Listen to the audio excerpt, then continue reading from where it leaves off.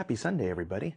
Today, our president, the guy who doesn't know how to pronounce Yosemite and is rumored to not know how to read very well, went on NBC News and said that he wouldn't rule out running for a third term and that he was, quote, not joking. Then the reporter pressed him and said, Mr. President, how could you run for a third term? The president responded, there are ways and many people want me to do it. She said it had been floated that J.D. Vance could run and select Donald Trump as his vice president, and then they could win the election, and then J.D. Vance could resign, and Donald Trump would take over the presidency again. And he says, yeah, that's a way we could do it. And that just confirms that he doesn't know how to read, or at the very least has never read the Constitution, because no, that is not a way you could do it. Let's see what the Constitution says on the matter, particularly the 12th Amendment. No person constitutionally ineligible to the office of president shall be eligible to that of vice president of the United States. Can't do it that way.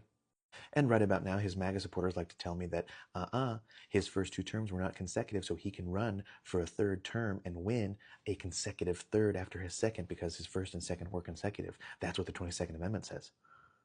Ooh. Well, let's see what this 22nd Amendment says. No person shall be elected to the office of the president more than twice.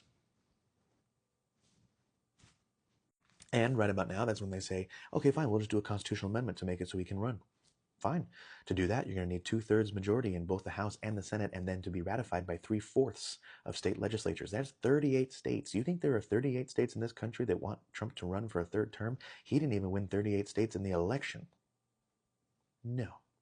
So remember, friends, this is just noise. This is just intentional political noise to get you all riled up and to forget about the things that you can actually affect change on, like the special elections in Florida and the Wisconsin Supreme Court election. Focus on that. We can affect change that way. Oh, and check the link in my bio. Follow me everywhere else because this app goes away in like 5 days. Much love, guys.